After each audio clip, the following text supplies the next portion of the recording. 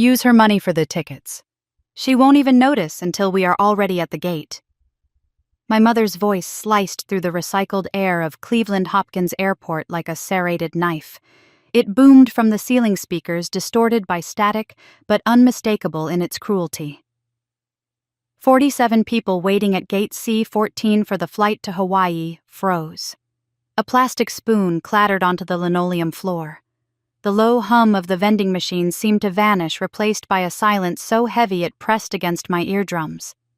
I stood behind a concrete pillar 20 feet away, the maintenance access panel open beside me, my thumb pressing hard against the screen of my phone. My heart hammered against my ribs, a frantic rhythm that I felt in my throat, but my hand was steady. Then my father's voice answered from the speakers, tired and indifferent. "And then what? She will figure it out eventually." My mother's laugh crackled overhead, a sound that used to make me strive for her approval. Now it just sounded like metal grinding on glass. "So what we will be in Hawaii. She will be stuck at the terminal. By the time she figures out how to rebook the wedding will be over." At the check-in counter, Doreen Keegan went rigid. She spun around, her eyes scanning the ceiling as if the building itself had betrayed her. Next to her, my father Frank slowly lowered his newspaper, his face draining of color until it matched his gray stubble. And Paige, my sister, the golden bride, stood with her mouth open, her selfie stick drooping in her hand. I stepped out from behind the pillar. My messenger bag dug into my shoulder, heavy with my laptop, and the hard drives that contained my entire life. I wasn't wearing the matching floral vacation shirts they had insisted on. I wore my black blazer and the comfortable boots I used for site inspections. "That is my mother." I spoke clearly. I didn't shout, but in the dead silence of the terminal, my voice carried to the back rows. "She is planning to abandon me at the airport, using the money she took from my account to buy her own ticket." Heads turned. It happened in a wave. A ripple of judgment moving through the crowd. A woman in a business suit lowered her phone. A man holding a sleeping toddler narrowed his eyes at my parents. "Vivian." My mother screamed my name. It wasn't a greeting. It was a command. She took 2 steps toward me, her hands reaching out, claws bared in panic. "Turn it off." "What are you doing?" "Turn it off right now." I looked at her. Really looked at her. For 42 years, I had looked at this woman and seen authority, judge, and jury. Today, I just saw a woman in a polyester blend blouse who had underestimated the quiet daughter. I tapped the screen one last time. The broadcast ended, but the damage was done. And just for good measure, I hit send on the email draft that was queued up on my phone. 287 wedding guests just received the audio file along with 12 years of bank statements and the forged loan documents she thought I had forgotten. "Enjoy Hawaii." I said it without a tremor. I turned my back on them. I turned my back on Paige's wail of disbelief and my father's sputtering rage. My flight board's in 20 minutes, and I am not going where you think I am going. 3 weeks earlier, I still believed I was the problem. My apartment in Lakewood was a shrine to order. Books were aligned by height. The granite countertops were wiped down until they reflected the blue light of the microwave clock. It was the home of a senior IT security analyst who spent her days hunting for vulnerabilities in other people's systems, but ignored the gaping holes in her own life. I sat on a bar stool chewing a forkful of cold pasta that I couldn't taste. The silence in the room wasn't peaceful. It was heavy, a physical weight that settled in the corners and under the furniture. Vivian Marie Keegan, 42. Divorced. Childless. Reliable. The phone on the counter buzzed. I stared at it. The screen lit up with a notification from the family group chat. Paige's big day. My stomach clenched. It was a physical reflex, immediate and painful, like touching a hot stove. I wiped my hands on a napkin, even though they were clean, and picked up the device. "Mom, girls, we need to finalize flights. The wedding is 3 weeks away. Paige, OMG. Mom, I know the venue just sent the updated timeline, and it is perfect. Mom. Vivian, have you booked yet? Your father and I are on the 7:15 out of Hopkins. Paige. Also Viv. Can you bring your work laptop? Derek's cousin needs help with something. I read the messages again. Bring the laptop. Work. Help. Not a question about my dress. Not a question about whether I wanted to relax. Just a task assignment. I was not a guest. I was a utility. Mom Vivian. Mom hello. My thumb hovered over the keyboard. I should type something. I always typed something. Peacekeeper, fixer, doormat. I will book tonight. I typed the words. Then I deleted them. What time should I deleted that too. The cursor blinked at me, a rhythmic pulse mocking my hesitation. In my line of work, we call this a denial of service attack. When the requests come in so fast and so hard that the system just shuts down. The phone rang in my hand. Mom. I answered on the second ring. Muscle memory. Hi, Mom. Did you see the chat? Her voice was bright, too bright, the tone she used when she wanted something expensive. I need you to book your flight tonight. We are all doing the same one. It will be easier. I was just about to... Also, I was thinking, since you are, by yourself, maybe you could help with some of the costs. Paige is already stressed about the budget. There it was, the squeeze. Sure, Mom. The words tasted like ash. I hung up and looked around my empty kitchen. Everything was clean. Everything was paid for. And I felt like I was suffocating. The next day, the server room at Ohio Valley Bank hummed with the comforting sound of 1,000 cooling fans. It was my sanctuary. Here, rules were binary, zeros and ones, access granted or access denied. You look like someone deleted your root directory. Joel leaned against the wall of my cubicle. He was 58, with a beard that was more salt than pepper and eyes that had seen every security breach in the tri-state area since the 90s. He held a mug that said, I void warranties. Family stuff. I didn't look up from my monitors. I was tracking a brute force attack on our firewall, watching the red lines of code scroll by. It was easier than making eye contact. The wedding. How did you know, kid, you have had that look every time your family comes up for the past 3 years, like you are calculating escape routes from a burning building? He pulled up a spare chair and sat down with a groan. The chair squeaked a sharp sound in the low hum of the room. My mom wants me to help with costs. Again. How much this time she didn't specify. She never does. That way she can always ask for more. Joel took a sip of his coffee. He grimaced, but I knew it wasn't the taste. You know what I learned from my second divorce? Never co-sign a loan. Never lend money you expect back. And never trust someone who says family doesn't keep score. Because they are keeping score. They just don't want you to see the ledger. I stopped typing. The red lines on the screen blurred. He was right. My mother had a ledger in her head. Every diaper change, every ride to soccer practice, every meal she had cooked since 1982 was recorded as a debt I could never repay. But my payments, my sacrifices, those were just expected. You know you can say no, right? Joel's voice was quieter now. Can I? That is not a rhetorical question, Viv. I am asking. Do you actually know that you are allowed to say no? The server fan's word. Someone down the hall laughed. Normal sounds in a normal world where people had boundaries. I will think about it. No, you won't. Joel stood up and patted the fabric wall of my cubicle. But the offer stands. You need to talk, I am here. And I have got some equipment in the garage that might be useful if things get interesting. Parabolic mics. Fun stuff. He winked, but his eyes were serious. Sunday arrived with the inevitability of a tax audit. My parents' house in Parma smelled the same as it had for 30 years. Pot roast, overcooked carrots, and lemon furniture polish. It was a smell that triggered a heavy, lethargic feeling in my limbs the moment I stepped onto the porch. In the living room, the TV was blaring Fox News. My father Frank sat in his recliner, a glass of whiskey, sweating on the coaster beside him. He didn't look up when I walked in. He never did.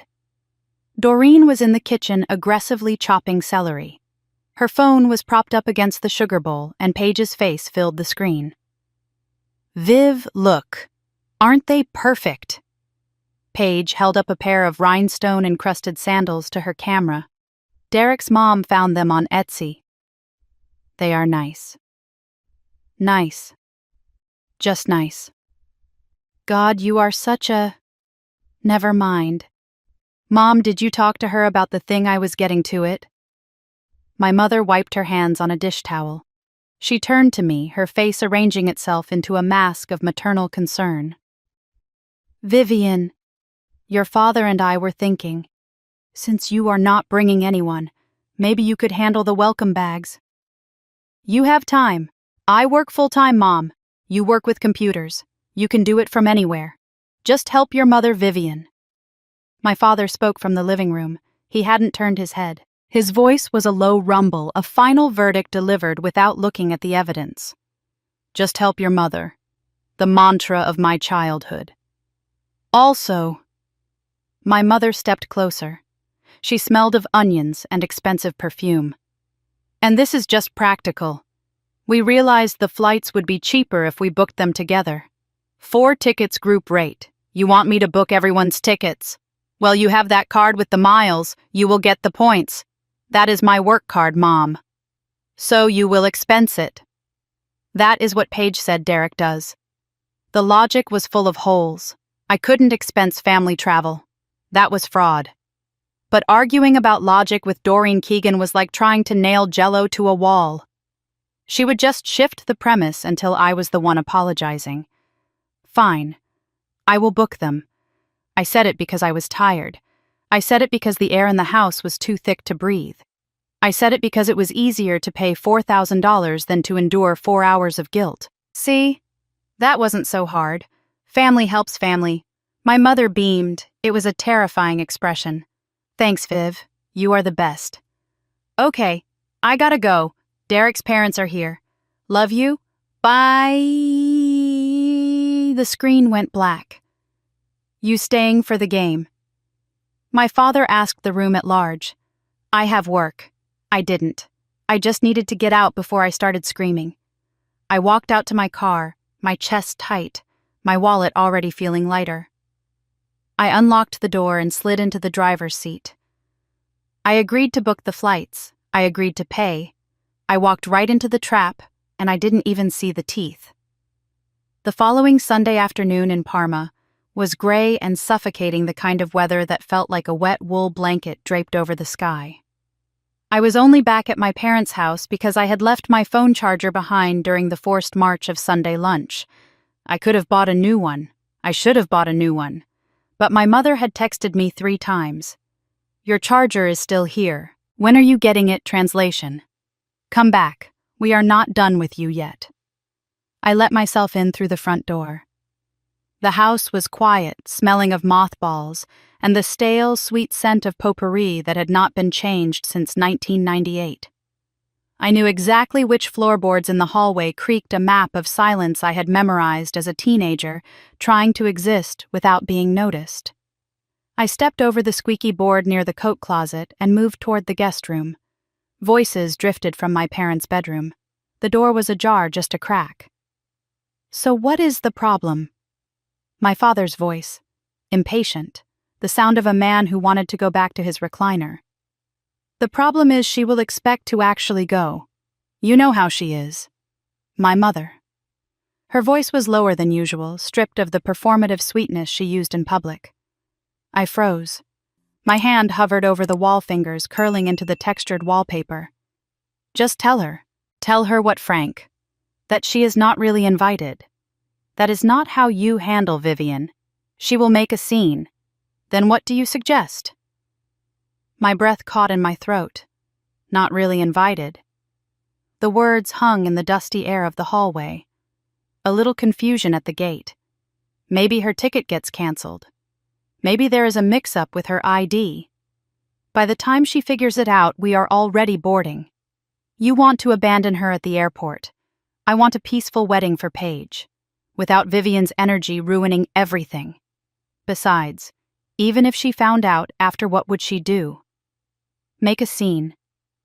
She is not a scene person. The hallway seemed to tilt sideways. Abandon her at the airport. Not a gentle uninviting. Not a difficult conversation about budgets. A calculated humiliation. They were going to let me pack my bags, let me drive to the airport, let me stand there with my boarding pass in hand, hoping that for once I was part of the unit, and then they were going to leave me behind. I backed away. I didn't breathe until I was out the front door, my charger forgotten on the guest room nightstand. I made it to my car parked on the street before my legs gave out. I collapsed into the driver's seat, the leather sticking cold against my back through my shirt. My hands were shaking so violently that I couldn't get the key into the ignition. I just gripped the steering wheel, my knuckles turning white, staring at the manicured lawn of the house where I grew up. Abandon her at the airport. The words looped in my head, a corrupted file that wouldn't close. It wasn't just this. It was never just this. I was 8 years old, standing on a school stage in a costume I had made myself, scanning the audience for faces that weren't there because Paige had a soccer game. I was 16, handing over $400 of babysitting money because Mom said Paige needed a cheerleading uniform right now and I could always save again. I was 30, staring at a collections notice for a parent loan I never signed, listening to my mother say I was making a big deal out of nothing. 42 years. 42 years of trying to be good enough, helpful enough, quiet enough, and the reward for a lifetime of silence was a plan to leave me stranded at a departure gate while they flew to paradise on my credit card. I am their daughter. I said it out loud to the empty car. It sounded pathetic. I am their daughter. My phone buzzed in the cup holder. I looked down. A text from Doreen. "Vivian, you left your charger again." Coming back for it, I stared at the screen. The casual cruelty of it made my vision blur. She had just finished plotting to discard me like luggage, and now she was texting about a $5 cable. Something inside me snapped. It wasn't a loud break. It was the quiet, terrifying sound of a structural support giving way. I could go back in there. I could scream. I could demand answers. And they would do what they always did. They would tell me I was crazy. They would say I misheard. They would gaslight me until I was apologizing for eavesdropping. Or I could run, book a ticket to nowhere, disappear. But then, I would be the villain who abandoned the family wedding. No. My hands stopped shaking. I put the key in the ignition and turned it. The engine roared to life, a steady mechanical sound that grounded me. I had 3 weeks. I had 12 years of training in information security. I knew how to build a case. I knew how to document a threat. I drove away without looking back at the house. That night, my apartment was dark. I hadn't turned on a single light. The city glow from outside filtered through the blinds, casting stripes of shadow across the floor. I sat on my sofa, an untouched glass of wine on the coffee table, the phone pressed to my ear. "So, let me get this straight." Joel's voice was rough with sleep and disbelief. "Your parents are planning to use your miles to fly to Hawaii, and their plan for you is to ditch you at the gate." "Yes. And you heard them say this. Explicitly." There was a long silence on the line. I could hear Joel shifting the click of a lighter, then a sharp exhale. "Kid, I have worked corporate security for 30 years. I have seen embezzlement, fraud, insider threats. But this... your own blood." I didn't say anything. There was nothing to say. The truth was a physical weight in the room. "What are you thinking, Viv?" "I am thinking I need proof. I am thinking I need recordings. I am thinking I need documentation that they cannot spin, they cannot deny, and they cannot cry their way out of." I heard the sound of Joel sitting up straight, the mentor mode kicking in. "Okay. We are in Ohio. Do you know the statutes?" I hesitated. "One-party consent." "Bingo." Joel's voice sharpened. "Ohio is a one-party consent state. That means as long as you are part of the conversation, you can legally record it. Even if they do not know, even if you are in their house, as long as you are a participant, you are in the clear." A wave of relief washed over me, cold and clarifying. I didn't have to be a criminal to get justice. I just had to be a witness. What about conversations I am not part of? That is trickier. But if you are in a public space where there is no expectation of privacy, or if the microphone just happens to be sensitive enough to pick up background noise while you are nearby, well, technology is a funny thing. I looked at the stripes of light on the floor. I do not know exactly what I am going to do yet, Joel. But I know I am done being silent. That might be enough for now. Come by the office tomorrow. I have got some toys that might help. Joel paused. Viv, whatever you decide to do, you are not crazy. What they are doing is real, and you have every right to protect yourself. Thanks, Joel. I hung up. For the first time in 6 hours, I took a full breath. I walked into my home office and sat down at the desk. The blue glow of my laptop screen illuminated my face. I opened the bottom drawer of my filing cabinet, the one with the lock, and pulled out the fireproof box. I keyed in the code. The latch clicked open. Inside lay the paper trail of my erasure. The student loan documents with the signature that looked almost like mine, but with a loop on the V that I never made. The bank statements showing 12 years of payments, $892 a month. The emails I had sent asking for repayment, the ones that had been met with silence or guilt trips. I spread them out on the desk.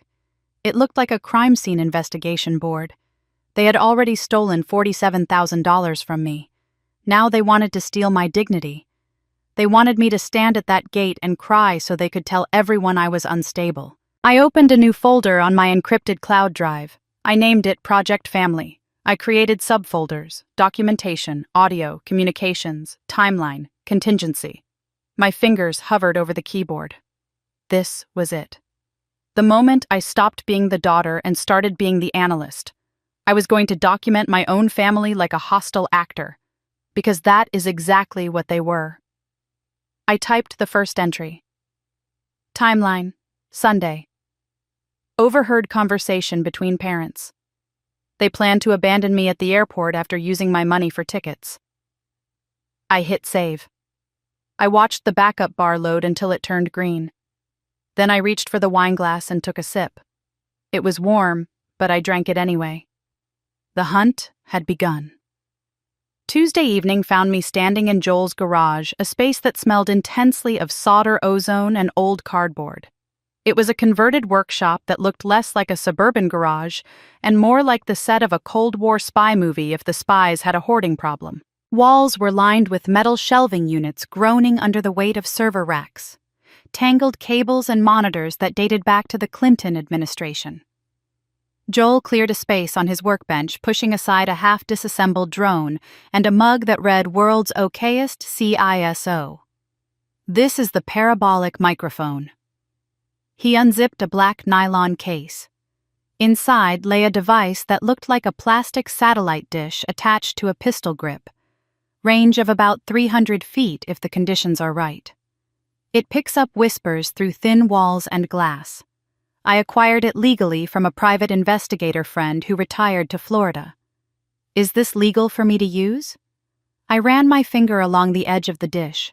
It felt cold and clinical. We are in Ohio, Viv.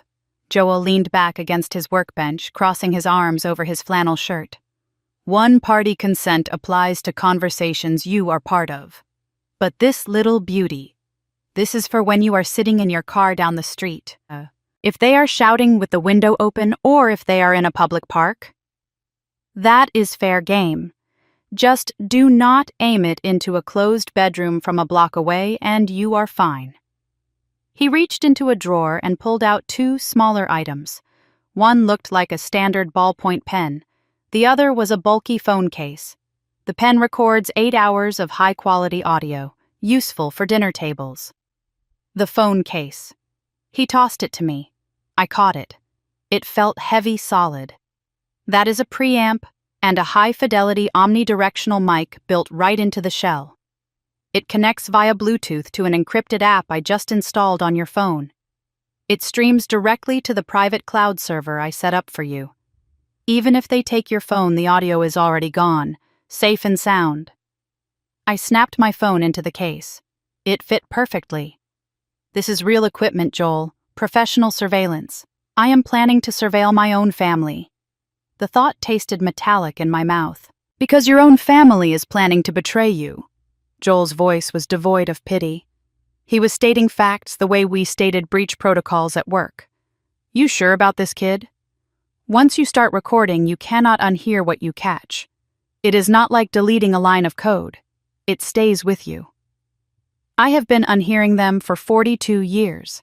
I have been editing out the snide comments, the gaslighting, the blatant favoritism.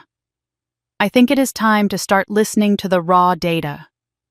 Joel nodded slowly. One more thing. Dead man's switch. What if something goes sideways? If you get hurt, or if they find out and try to pressure you into silence. I set up a script. If you do not check in by a certain time on the day of the flight, the system automatically emails everything in that cloud folder to a list you create. A lawyer, a journalist, your aunt, whoever you want. You think they would hurt me? I asked it reflexively, but the question hung in the air, heavy and uncomfortable. I think people do unpredictable things when they are cornered. And narcissists do not like losing control. Insurance never hurt anyone. He walked me to the door. The suburban night was quiet crickets chirping in the darkness. Viv. This is not about revenge. Not really. What is it about? It is about proof. Proof that what happened to you is real, that you are not crazy, that you are not the one who is wrong. He looked at me, his expression softening just a fraction. Sometimes that is the only closure you get. I drove home with the equipment in the passenger seat, treating it like fragile cargo. The next night, my laptop screen glowed in the darkness of my living room. I was working through a bottle of Pinot Grigio, not for the taste, but for the blur it offered. My phone pinged. A text from Paige. Viv. Thank God. The RSVP form is broken again. Derek tried to fix it, but he made it worse, LOL. I stared at the message. My sister, the influencer. She could navigate 3 different social media algorithms, but couldn't manage a simple web form. Can you look at it? I am giving you admin access. Login is Paige Andirect 2024. Password is Forever Mercer. You are the best. She added 2 heart emojis. I typed the credentials into the wedding website's back-end portal. The dashboard loaded. She was giving me the keys to the kingdom. I clicked on the guest list tab. 287 confirmed guests. I clicked on Export Data. A CSV file downloaded instantly. I opened it. It was a spreadsheet of pure leverage. Names, phone numbers, and most importantly, email addresses. Every aunt who had told me I just needed to smile more. Every cousin who had asked why I wasn't married yet. My parents' friends from the country club. Derek's entire extended family. I scrolled through the names. I saw people who would be at the wedding. People who would be sipping champagne and toasting to the happy couple, completely unaware of the daughter left behind at an airport gate. Paige wanted me to fix a broken RSVP form. I could do more than fix it. I could email every single person on this list. I could attach the audio files Joel had helped me set up. I could show them exactly what the Keegan family values really looked like. My hand hovered over the file. I dragged it into the encrypted folder Joel had created. Fixed. Form should work now. I texted back. OMG. You are a lifesaver. What would we do without you? I looked at her message. What would you do without me? You are about to find out. Sunday arrived again, relentless and gray. I pulled into my parents' driveway in Parma. The house looked the same as always, a brick colonial that projected stability and middle-class success. But this time, everything was different. I had the parabolic microphone locked in the trunk of my car, pointed vaguely toward the house, though I wouldn't use it today. Today, I was the wire. The phone case Joel gave me was heavy in my blazer pocket. I had tapped the record button before I even unbuckled my seatbelt. Inside, the smell of pot roast was suffocating. My father was in his chair. My mother was setting the table. "Vivian, you are just in time." She smiled. It was the smile she wore when things were going according to her plan. Sit. We have so much to go over." I sat. I unfolded my napkin. I checked the level of water in my glass. I was a spy in my own life, observing the scene from a distance while my body went through the motions. "So," my mother clasped her hands, "your father and I will meet you at the airport. Gate C-14, 5:30 in the morning. Do not be late. I will be there." I said it calmly. My hand brushed against my pocket. The microphone was picking up everything. "And you have the confirmation numbers?" "On my phone." "Good." She glanced at Frank, a quick conspiratorial look that I would have missed 3 weeks ago. Now I saw it for what it was. The look of a heavy object being successfully moved. Good girl. The words hit me like a slap. Good girl. Like I was a golden retriever who had finally learned not to jump on the furniture. I forced a smile. I nodded. I agreed to bring the welcome bags. I listened to 20 minutes of Doreen Keegan talking about how this wedding was going to be the social event of the season, how perfect everything had to be. "Vivian." My father spoke.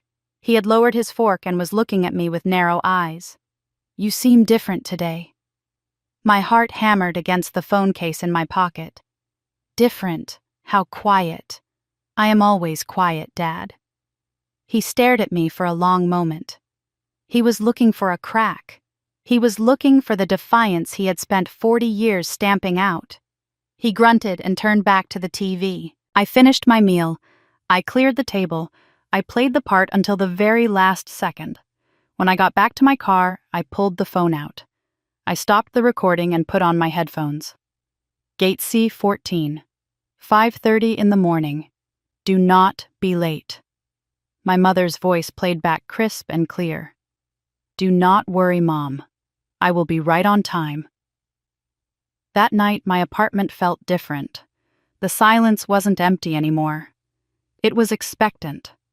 I sat at my kitchen island with my laptop open to a travel booking site. A half-empty glass of wine sat beside the trackpad. I typed in the search parameters.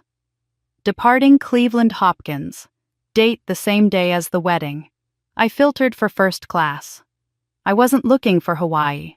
I wasn't looking for anywhere my family had ever been. Tokyo, London, Paris. Too close. Too familiar. I scrolled down. Denpasar, Bali. 24 hours of travel. Multiple layovers. A place on the other side of the world. A place where the name Keegan meant absolutely nothing. I looked at the price. It was expensive, extravagant. It was exactly the amount I had saved for the down payment on a house I wasn't sure I wanted to buy. 14,000 miles away. No one I knew had ever been there. No one would think to look for me there. This wasn't running away. Running away was what children did when they were scared. This was an extraction. This was a strategic relocation of a high-value asset. Me. I hovered the cursor over the book button. My finger touched the trackpad. Click. The screen refreshed. Your flight to Denpasar has been booked. I sat back in the chair. The air in the apartment seemed to circulate for the first time in years. They were going to abandon me at the airport, and I was going to disappear. Just not the way they planned. I closed the laptop. I washed my wine glass and put it in the rack. I walked into my bedroom, lay down on the crisp, cool sheets, and for the first time in weeks, I slept through the night. The following Tuesday evening, the sun dipped below the horizon in Parma, casting long, bruised shadows across the suburban lawns. I sat in my sedan parked 3 houses down from my parents' Colonial. The engine was off. The windows were cracked just an inch to let the cable pass through without pinching.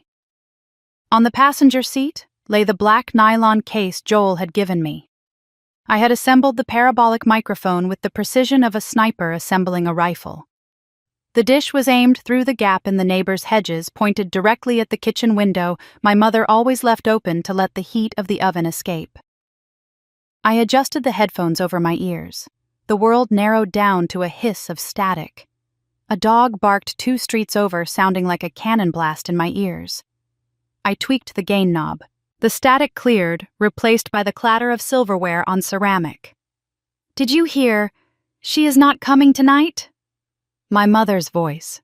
It was startlingly clear, as if she were sitting in the back seat of my car. "Work thing." My father's grumble. The sound of a chair scraping against linoleum. "Convenient. She has been strange lately. You think she knows what? We have not done anything yet. The whole airport thing." My grip tightened on the steering wheel. The leather squeaked under my gloves. "Don't be ridiculous. Vivian does not suspect anything. She is too trusting. That is her problem." I stopped breathing. Too trusting. That was my defect. That was the flaw in the source code. Besides, even if she found out after, what would she do? Make a scene. She is not a scene person. What about the money? What about it? She put the flights on her card. That is her choice. She thought she was going. She assumed. We never promised. I listened to the sound of wine being poured, the glug glug glug amplified by the high-tech equipment in my lap. Honestly, Frank, we are doing her a favor. She would be miserable at the wedding, sitting alone while everyone dances, watching Paige get everything she does not have. This way she avoids the humiliation, by being humiliated differently, by staying home, where she is comfortable. I reached over and stopped the recording. The file saved automatically to the encrypted cloud drive. 7 minutes and 34 seconds. A favor. I stared at the dashboard. My hands were trembling, but not from fear. It was a cold, vibrating rage that started in my marrow. They were rewriting reality in real time. They were stripping me of my money and my dignity, and they were calling it a kindness. "You think I am not a scene person, Mom." I put the car in gear, keeping the headlights off until I turned the corner. "You are right. I am not going to make a scene. I am going to produce one. And you are going to be the star." 2 days later, I sat in a coffee shop near Cleveland Hopkins International Airport. The air smelled of burnt espresso and jet fuel. Every 3 minutes, the windows rattled as a Boeing climbed into the gray Ohio sky. Dana sat across from me. She was wearing her blue TSA uniform, her badge catching the sterile fluorescent light. We had been roommates in college back before I became the family ATM, and she became a frontline defender of aviation security. I want to make sure they hear themselves. On the PA system. In public. Dana stopped stirring her latte. She looked at me, her eyes wide. "That is bold, Viv. Can you help? I could lose my job." "I know. I am not asking you to do anything illegal. I just need access. For 30 seconds. Dana sighed and looked out the window at the tarmac. "Viv, I know your family is difficult, but is this really necessary?" I didn't answer. Instead, I unlocked my phone. I pulled up a PDF file. It was the scan of the Parent Plus loan document from 12 years ago. The one with the signature that looped on the V. They forged my signature on a $47,000 loan for Paige's education. I paid it off for 12 years. They went on cruises. Dana took the phone. She zoomed in. She looked at the date, the amount, the signature. She looked back at me, and I saw the shift in her eyes. The transition from skepticism to horror. Jesus. Your own parents. My own parents. She handed the phone back. She took a long sip of her coffee, looking around the cafe to make sure no one was listening. "I am not giving you anything official." She leaned in, her voice dropping to a whisper that barely rose above the hiss of the espresso machine. "But there is a maintenance access panel near the restrooms at gate C14. It is used for system tests. If you happen to overhear me mention that the passcode is 7734, and if the terminal is busy early in the morning, security might not notice someone at that access point for about 60 seconds. 7734.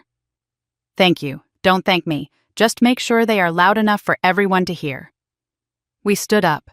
She hugged me, a fierce protective squeeze that smelled of uniform starch and vanilla perfume. "Viv, after this is over, come to my kid's birthday party. Okay, you always have excuses. After this, I won't have anything left to hide from. 5 days before the wedding, I sat in front of my laptop in my home office. The camera light was green. On my screen, the video call was split 4 ways. My face was in the top left, carefully neutral.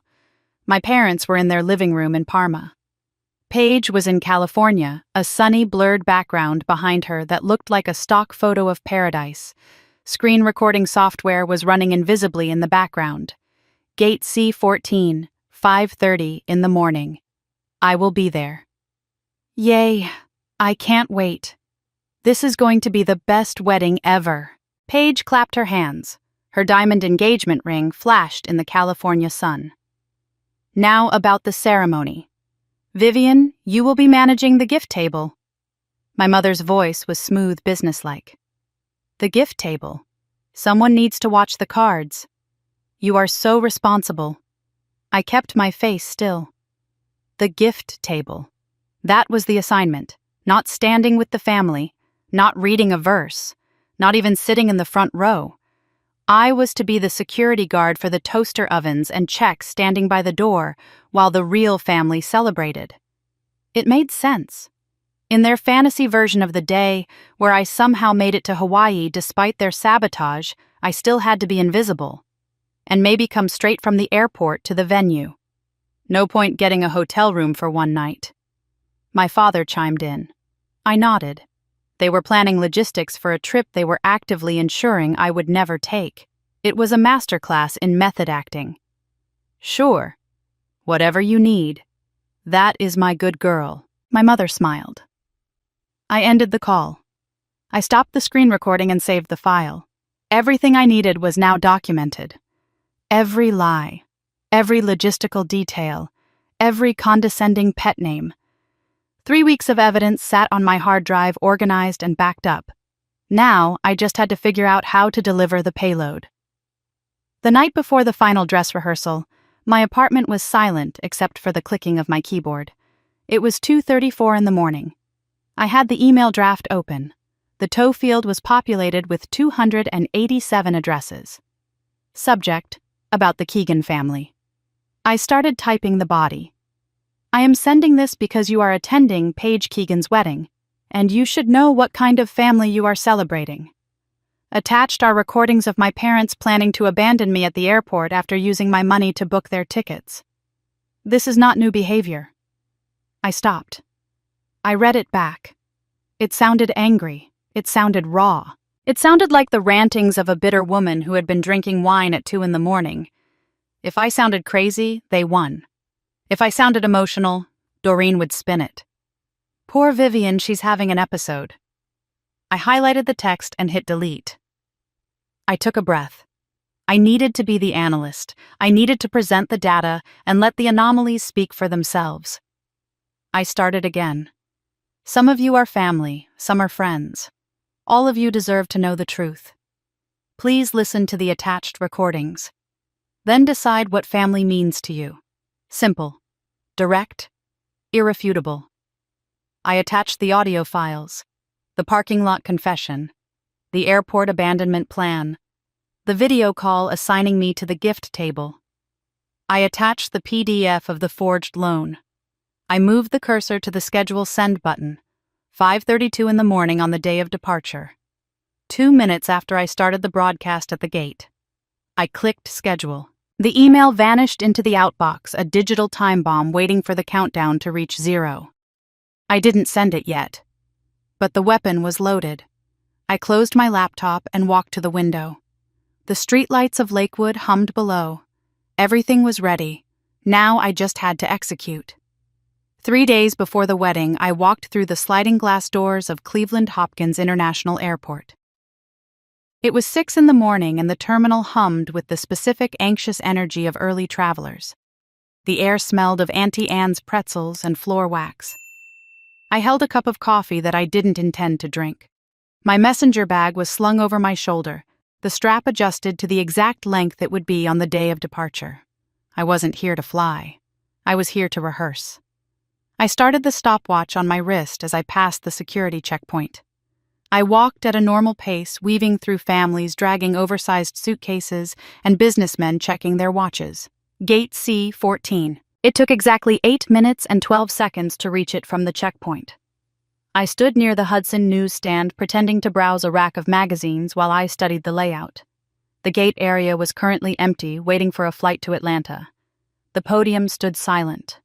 The rows of black vinyl seats were unoccupied. To my right, 30 feet away, was the maintenance access door Dana had described. It was painted a nondescript beige, blending perfectly into the wall next to the restrooms. I checked my watch. Walk to maintenance door, 47 seconds. I moved toward it. I looked left, then right. No security, no curious onlookers. Just a janitor emptying a trash can 50 feet away, his back to me. I punched in the code Dana had given me. 7, 7, 3, 4. The handle clicked. I slipped inside and let the door close softly behind me. The room was small, smelling of dust and dry electrical heat.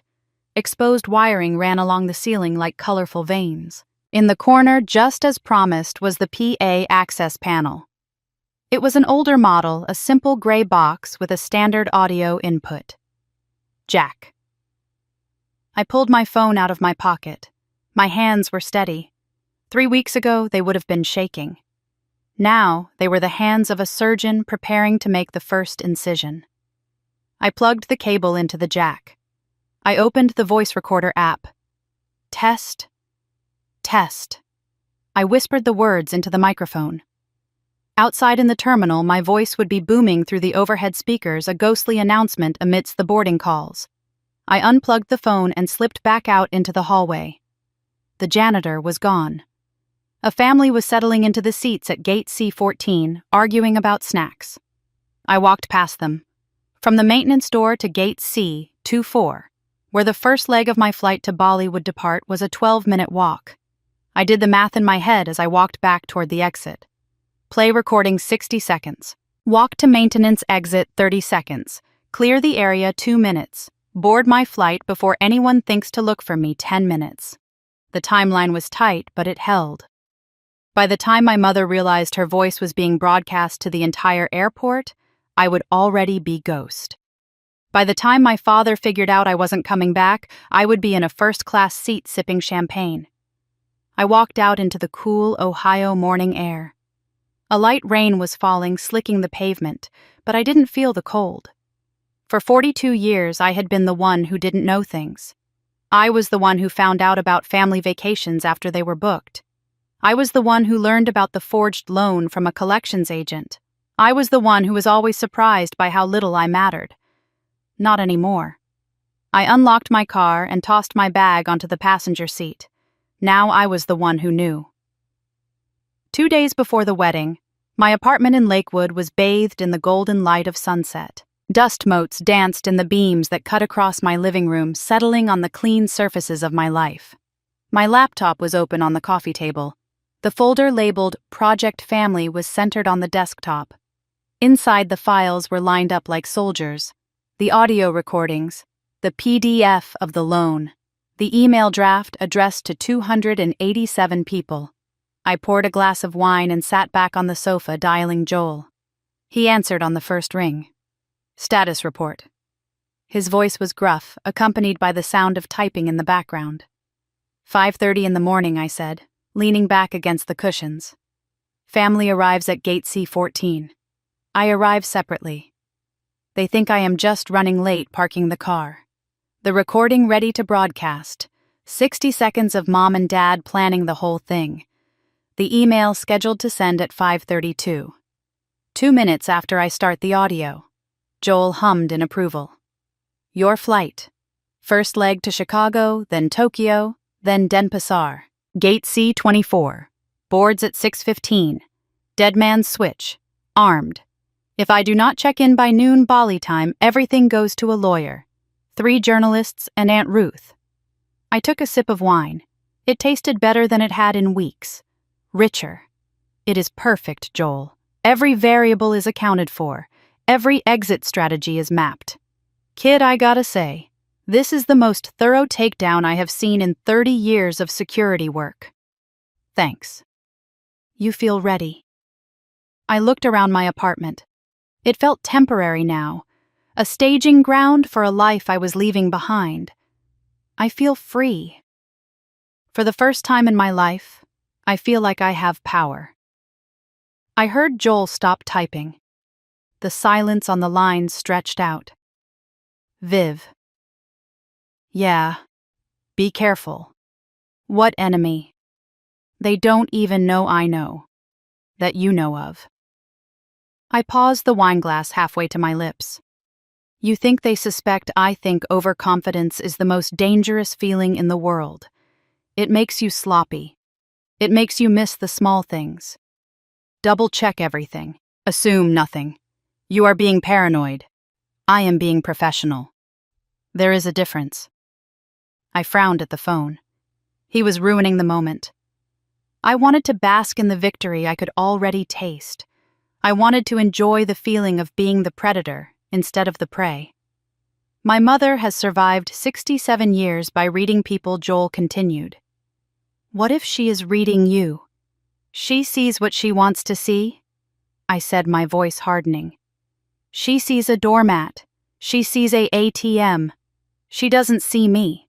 Just watch your 6 Viv. Plans don't survive contact with the enemy. I will. Viv. Whatever happens, you are not the villain in this story. Remember that. I hung up and looked at the laptop. Everything was ready. The plan was solid. The logic was sound. But Joel's words echoed in the quiet room. Plans don't survive contact with the enemy. I shook my head, dismissing the flicker of doubt. I was the one with the microphone. I was the one with the evidence. I closed the laptop with a snap. That night, I dreamt of beaches I had never seen. The next morning, the day before departure, I woke up to a gray sky and the smell of my automatic coffee maker. I sat up and reached for my phone. It had been charging on the nightstand face down. I flipped it over. There was a text notification from yesterday that I had missed in my triumph. Hey Viv, it is Paige's friend Megan. We met at the engagement party. Quick question. I am doing a surprise video montage for the wedding. Do you have any old family photos you could share? Especially anything with your parents and you kids growing up? I stared at the message, rubbing the sleep from my eyes. Just wedding prep, just a friend trying to be helpful. I started to type a reply. Sure, I can dig some up. I stopped. Why was Megan asking me I wasn't the family archivist? I didn't keep the albums, my mother did. Doreen Keegan had shelves full of photo albums chronologically organized and labeled. If Megan wanted photos of us growing up, Mom was the obvious source. Unless Megan had already asked Mom. I put the phone down on the mattress. I could hear my mother's voice as clear as if she were standing in the room. Oh, we don't have many with Vivian. You know how she is. Never around for photos. Always hiding in her room with those computers. Rewriting history again. Making sure even the montage didn't include me. Or maybe she just didn't want to be reminded of the daughter she was about to abandon. My chest tightened, but the pain was distant now. It was like pressing on a bruise that had already yellowed. It didn't matter. In 2 days, they would have plenty of content for a montage. The local news would probably have footage. I picked up the phone and deleted the draft. I didn't reply to Megan. Tomorrow, everything changes. Tomorrow, they find out what it feels like to be blindsided. Tomorrow, I stop being invisible. I got out of bed and walked to the kitchen to pour my coffee. I didn't know it then, but the walls were already closing in. By 9 o'clock that night, my apartment in Lakewood felt less like a home and more like a departure lounge. My carry-on bag stood by the door, packed with military precision. Not the tropical prints and sun hats my mother had suggested for Hawaii, but linen trousers and lightweight tunics, suitable for the humid heat of Indonesia.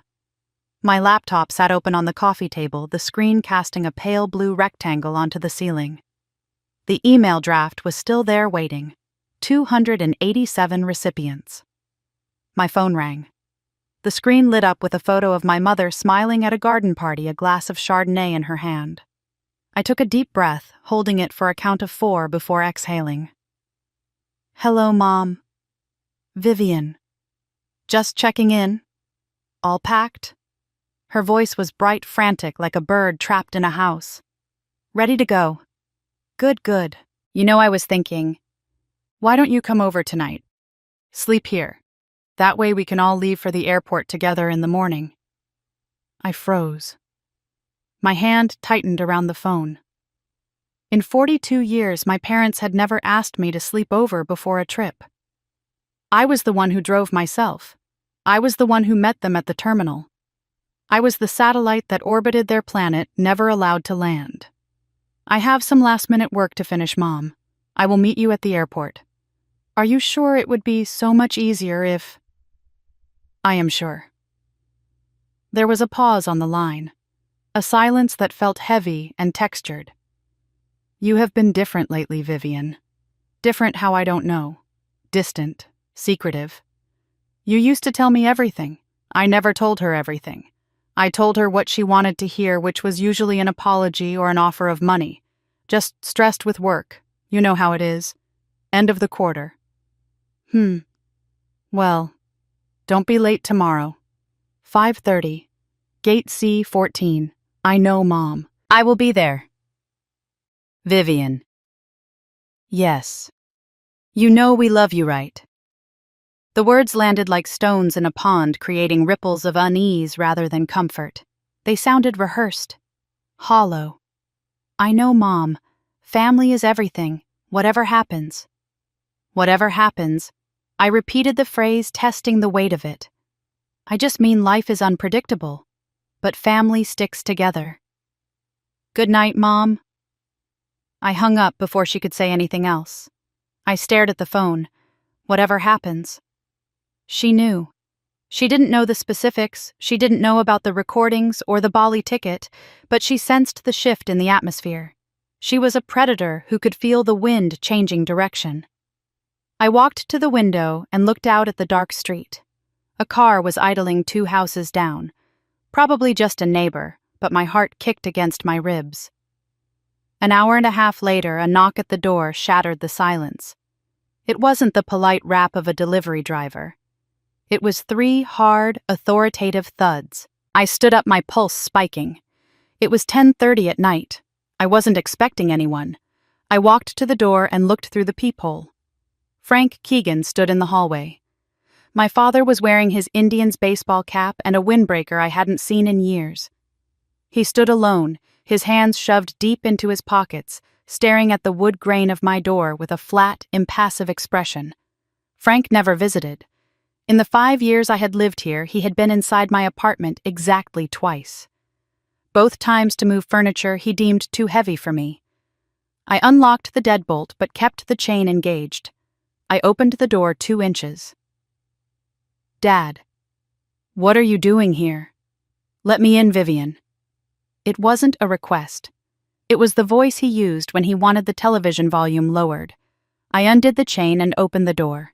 He stepped inside, bringing the smell of cold night air and stale cigarette smoke with him. He didn't take off his cap.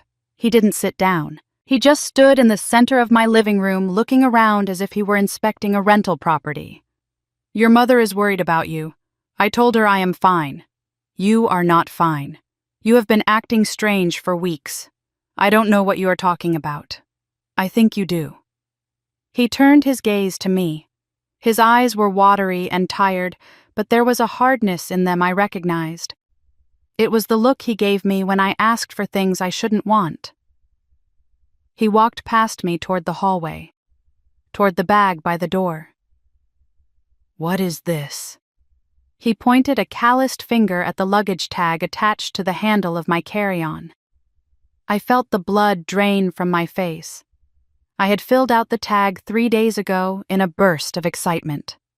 Name Vivian Keegan. Destination Denpasar. Denpasar, he read, squinting. That is not Hawaii.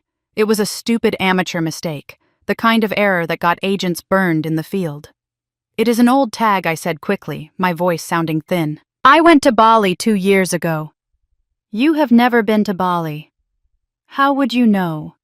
Because you have never been anywhere, Vivian. You work. You come to Sunday dinners. That is your life." The cruelty of the statement hung in the air between us. It wasn't spoken with malice, which made it worse. It was spoken as a fact. The sky is blue. Water is wet. Vivian has no life. What does that mean? It means I am tired, Dad. I am tired of being... I stopped myself. The mask was slipping. Being what silence filled the room thick and suffocating. Being invisible. Being taken for granted. He looked at me, then really looked at me. And I saw it. The recognition. "I know you hurt us." The words were quiet, deadly. "That Sunday you forgot your charger." I felt as if he had punched me in the stomach. I didn't move. I didn't breathe. "I don't know what you are talking about. Your mother doesn't know I know. But I saw your car parked down the street. You never came back in for the charger. You sat there for 10 minutes, then you drove away. You heard the whole conversation in the bedroom." He took a step closer to me. "And what if I did? Then you know what we are planning. And yet here you are, packing a bag, agreeing to meet us at the gate." His eyes narrowed. "Why, Vivian? Why would you still show up? Because I am going to burn it down." I wanted to scream. "Because I want you to hurt the way I hurt. Because I act like I have let everything go for 42 years for your own good." He said it without irony. My good or yours. He stared at me for a long moment, his jaw working. He wasn't sorry. That was the realization that finally broke the last tether holding me to him. He wasn't here to apologize. He was here to manage the situation. He was here to ensure the asset didn't go rogue. He turned and walked to the door. He put his hand on the knob, then paused. "I tried to warn you." "No. You tried to silence me." He opened the door and walked out into the hallway. "You are making a mistake, Vivian. Do not come to the airport tomorrow." He closed the door. I locked it. I slid the chain back into place. My hands were shaking so hard I could barely manage the metal slide. He knew. He had known for weeks that I knew they were abandoning me, and he had let me suffer in silence. He had watched me come to dinner, watched me book the tickets, watched me smile, all while knowing he was going to leave me on a curb in Cleveland. My phone buzzed in my pocket. I pulled it out. The screen blurred through the tears I hadn't realized were falling. Mom. I stared at the name. The chain reaction had started. Frank had called her from the car. The containment team was moving in. I wiped my face with the back of my hand and answered. "Mom, your father tells me you know." Her voice was ice. The performative warmth was gone. The mask lay shattered on the floor. "Know what? Don't play games, Vivian. You are not good at them. I am better than you think. Are you? Let me be clear. If you do anything to disrupt this wedding..." "What? What will you do?" "I will make sure everyone knows what kind of person you really are. The jealous, bitter sister who couldn't stand to see Paige happy. The spinster who ruined everything because she couldn't get over a loan from 12 years ago." I gripped the phone tighter. "You think anyone will believe that? They will believe me. They always believe me. Because I am the mother who sacrificed everything. And you are just the difficult daughter, the one with the episodes." The room seemed to shrink. The walls of my apartment pressed in on me. This was the gaslighting playbook I knew by heart. If you can't deny the truth, discredit the witness. "You are bluffing," she said. "Want to find out?" There was a silence on the line, a waiting silence. "What do you want?" she asked. "I want you to leave me alone. After tomorrow. And if I don't, then 287 wedding guests get a very interesting email." I heard her sharp intake of breath. "You wouldn't. You were going to abandon me at an airport, Mom.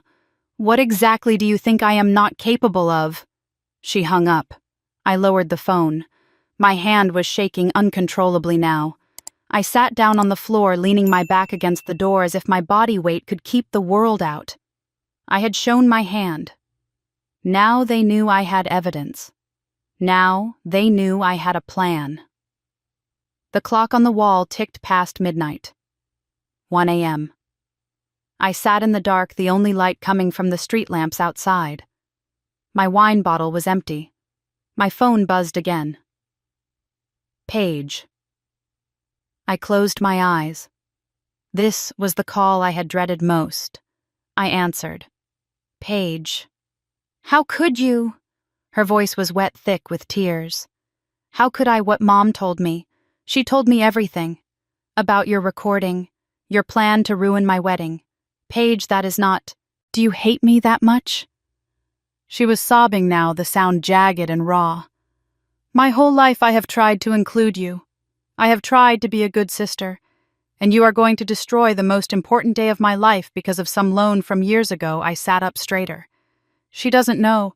She actually doesn't know about the airport plan. Mom got to her first. Mom spun the narrative. Paige, listen to me. They were going to abandon me at the airport, leave me there, after using my money for tickets. That is insane. Mom would never do that. I have recordings. I don't care about your recordings. You are sick, Vivian. You have always been jealous of me. You have always wanted what I have. Paige. Here we go again. The loan. The loan. It is always the loan. Get over it. $47,000, Paige. I shouted the words, my voice cracking. Forged in my name. I paid it for 12 years while you... While I what? Had a life, was happy. That is not my fault. The line went quiet, save for her breathing. Mom was right about you, she said, her voice hard and unrecognizable. You are toxic. You are selfish. And if you do anything tomorrow, I will never speak to you again. You barely speak to me now. Consider it final. The line clicked dead. I stared at the phone in the darkness. She was gone. Not just for the wedding. Forever. I looked at my laptop. The email draft was still open.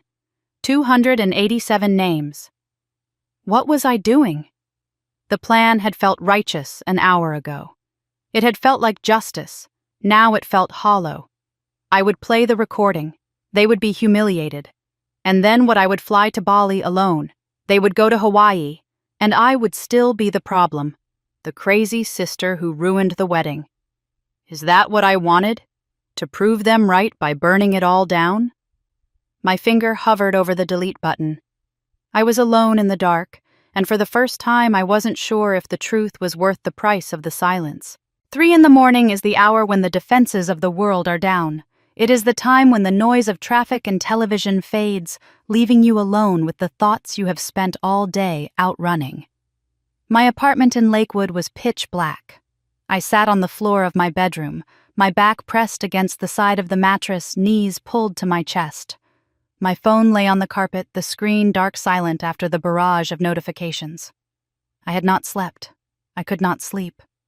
Paige's words echoed in the stillness. You are toxic. You are selfish. 42 years. What had I been waiting for? For them to see me.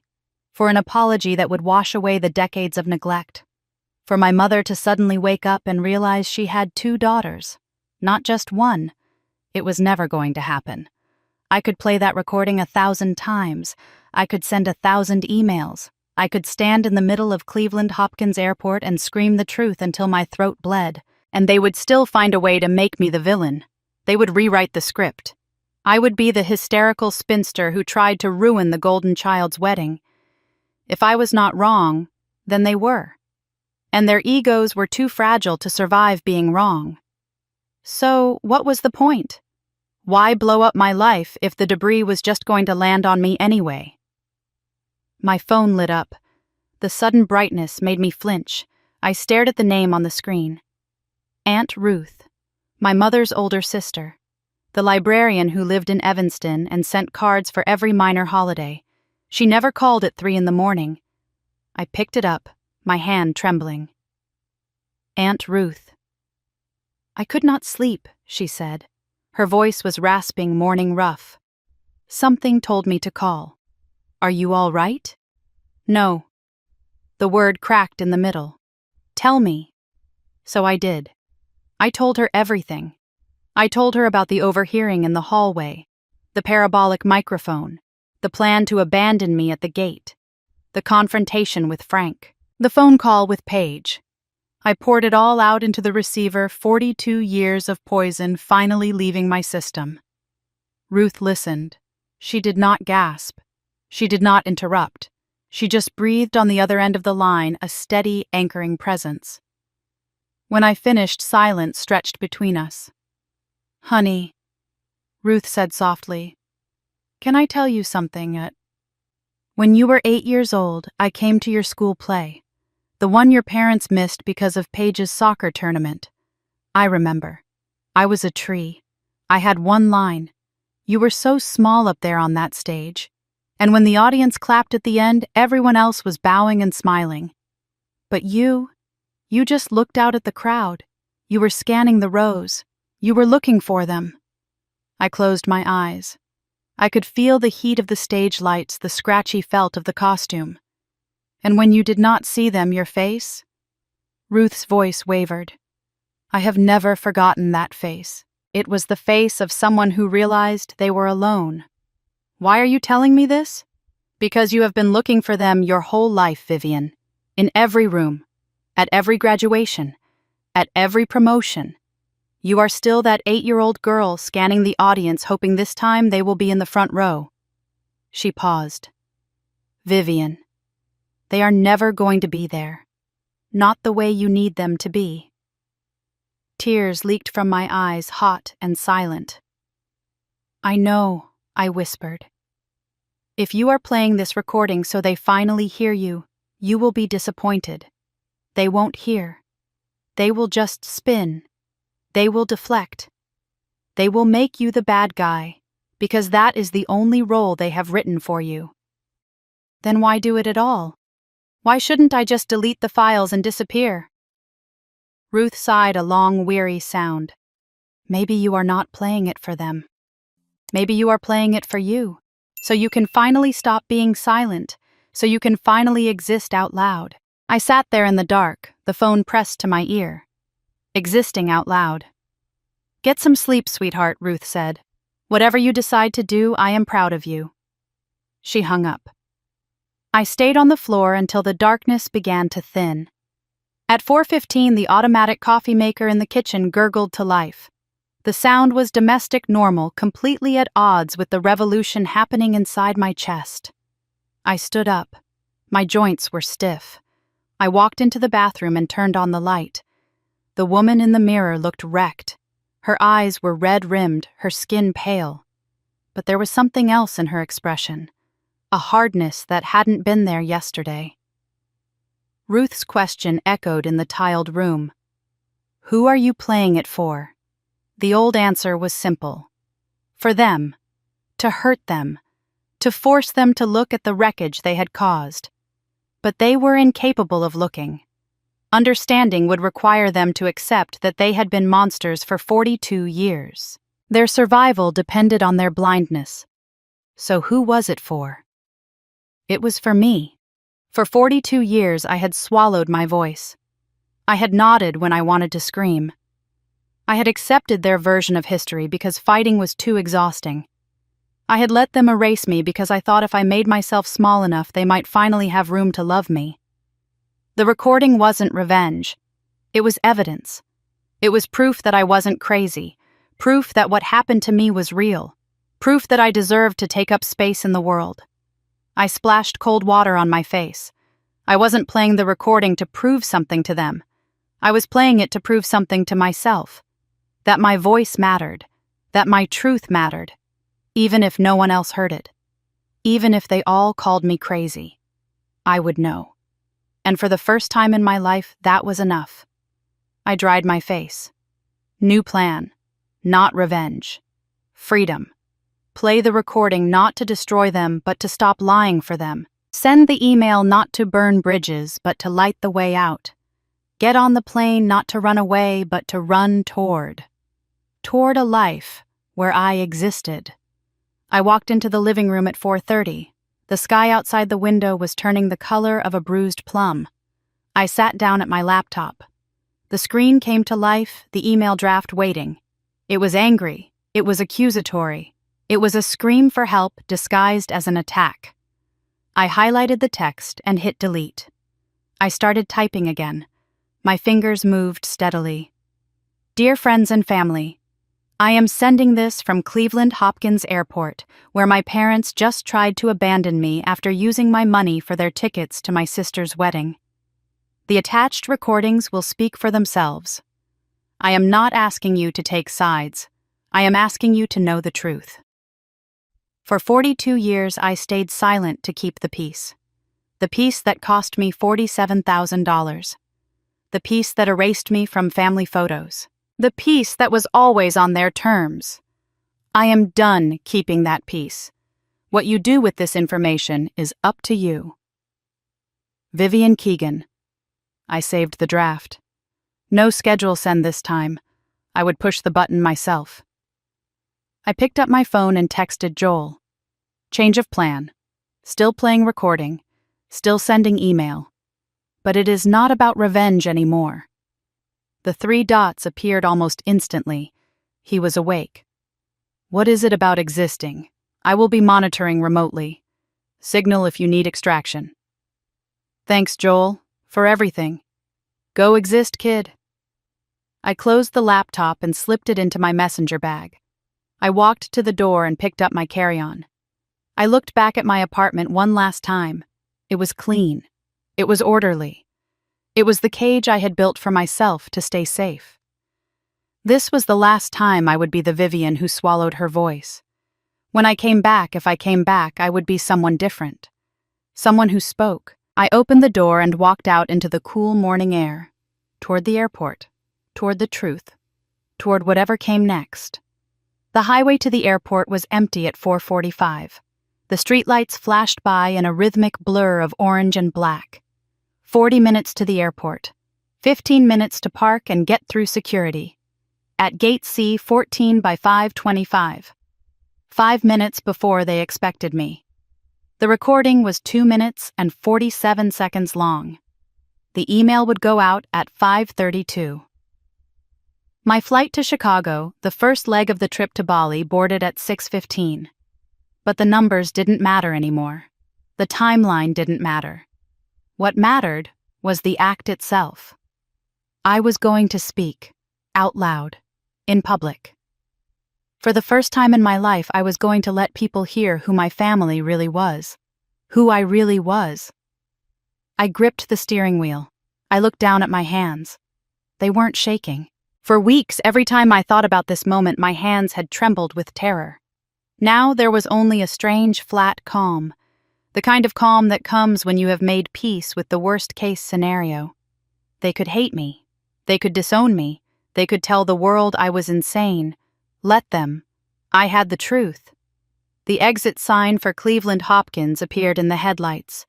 Whatever came next, I had earned this moment.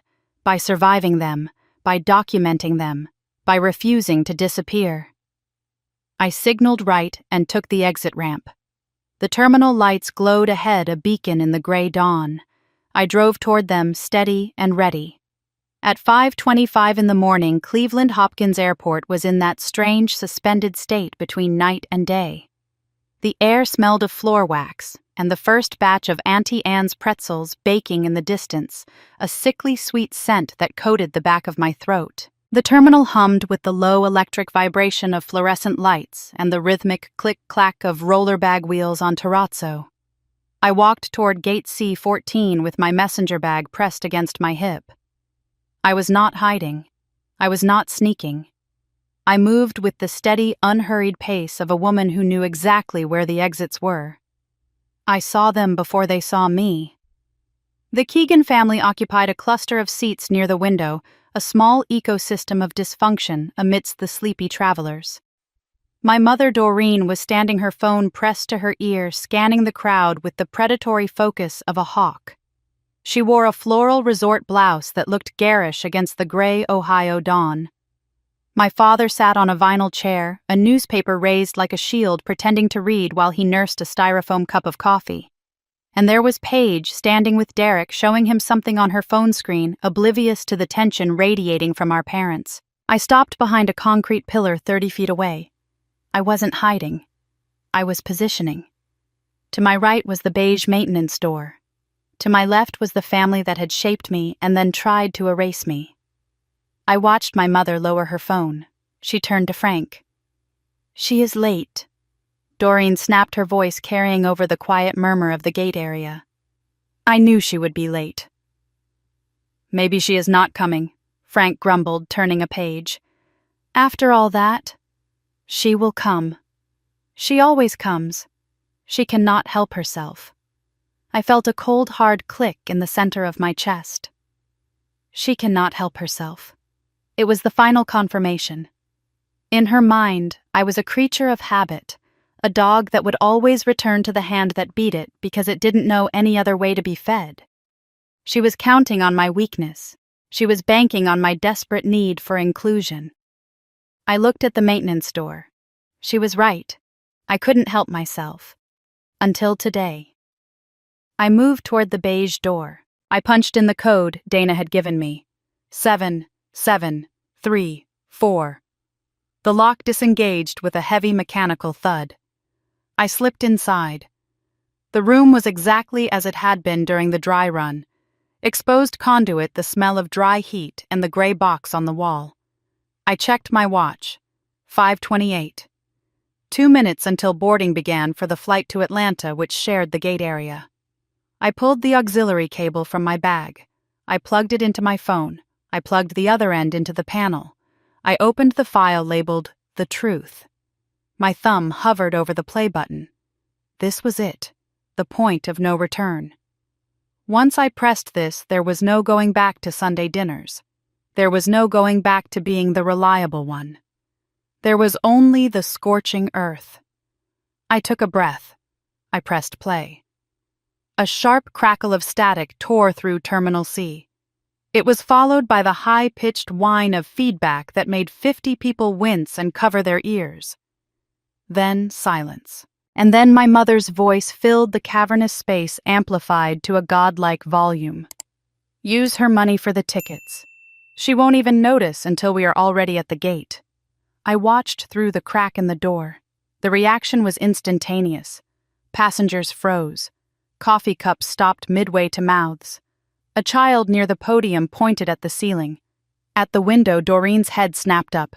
Her face went white, a mask of shock that looked almost comical. Frank dropped his newspaper, the pages scattering on the floor. "And then what?" "She will figure it out eventually." My father's recorded voice boomed back deep and indifferent. "So what? We will be in Hawaii. She will be stuck at the terminal. By the time she figures out how to rebook the wedding, we'll be over." A woman in the front row gasped. Someone muttered, "Oh my God!" Paige spun around, looking at the ceiling speakers, her mouth opening and closing like a fish. "What is that Mom?" The recording continued merciless and clear. "You want to abandon her at the airport. I want a peaceful wedding for Paige. Without Vivian's energy ruining everything." The murmur in the crowd grew into a roar. People were standing up now, looking around, looking at the family by the window. I saw Derek step away from Paige, a subconscious physical retreat from the blast zone. Honestly, Frank, we are doing her a favor. She would be miserable at the wedding, sitting alone while everyone dances. This way she avoids the humiliation. The recording ended. The silence that followed was louder than the broadcast. It was a vacuum sucking the air out of the terminal. I pushed the door open.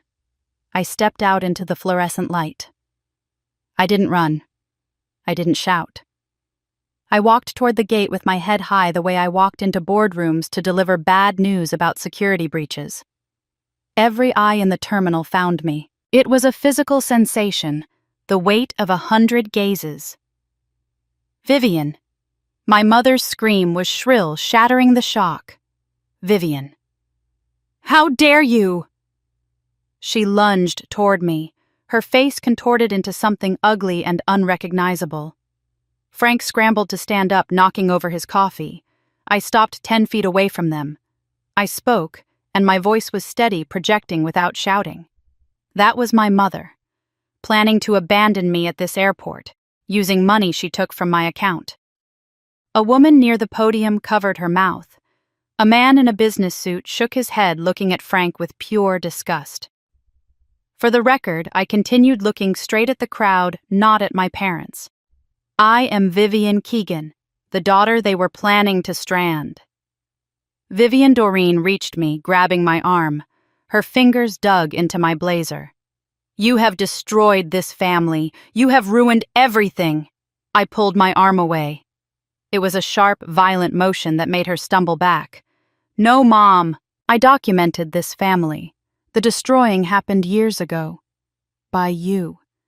Everything I have done has been for this family, for Paige. For yourself.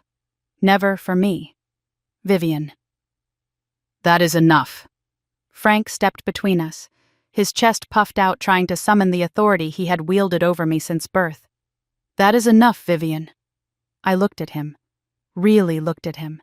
He was just an old man and a windbreaker who had let his wife consume his children. That is what you always say, isn't it? My voice was cold steel. That is enough, Vivian. Let it go, Vivian. Don't upset your mother, Vivian. Well, Dad. 42 years of enough. Viv. Paige pushed past Derek. Her mascara was running dark streaks down her perfect cheeks. You can't. This is my wedding. You ruined everything. I looked at my sister. The golden child. The one who never had to ask because it was always given. I know, Paige. That is why 287 guests just got an email with that recording attached. The color drained from her face. She looked at her phone, which was already lighting up in her hand. You sent it to everyone. Everyone. The guest list. The vendor list. Your friends. Derek's family. Doreen let out a sound that was half sob, half shriek. Why? Paige whispered. Because I existed.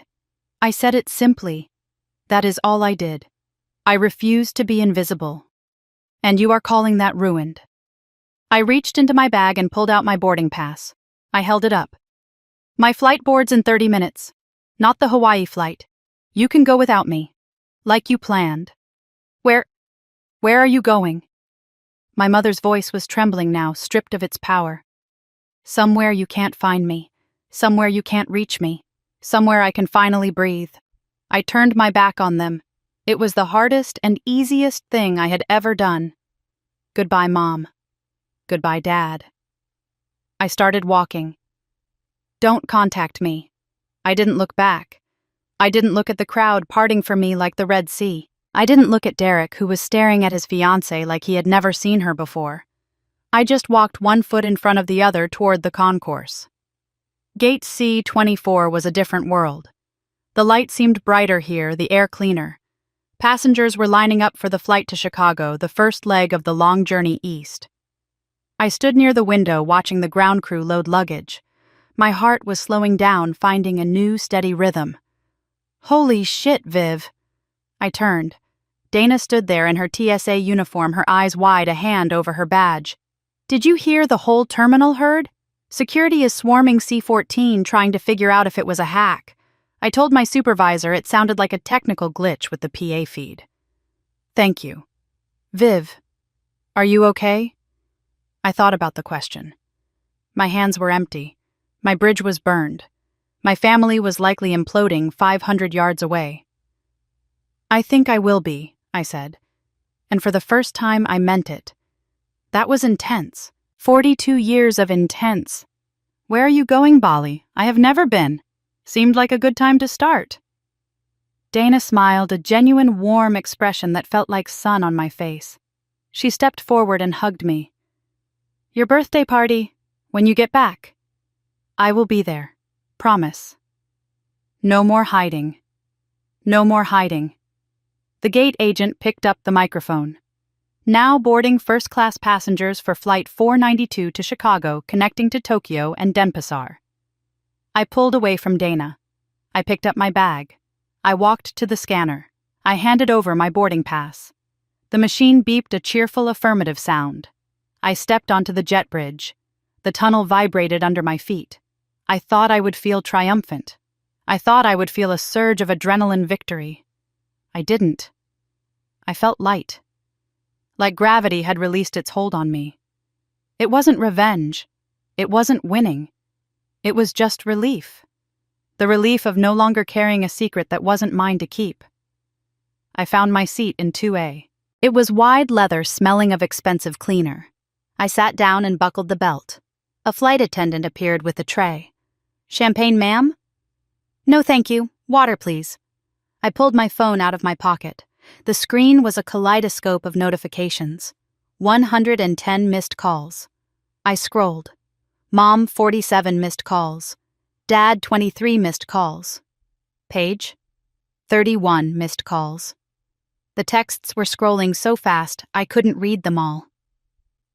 Paige. How could you? Paige. You are dead to me. Paige. I will never forgive you.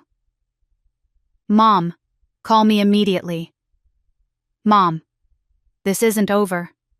Mom, you have no idea what you have done. Dad, Vivian. Just my name. No apology, no acknowledgement. Just the summons of a man who realized his control had evaporated. A new text popped up from an unknown number. "This is Megan Page's friend. I just heard the recording. I am so sorry.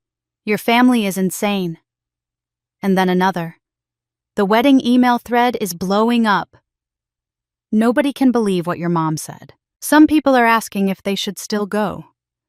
I stared at the words. I didn't set out to cancel the wedding. I just told the truth. What people did with the truth was up to them. If the wedding collapsed under the weight of reality, then it was never built on solid ground to begin with. "Ma'am." The flight attendant touched my shoulder gently. "We are pushing back. I need you to put your phone in airplane mode."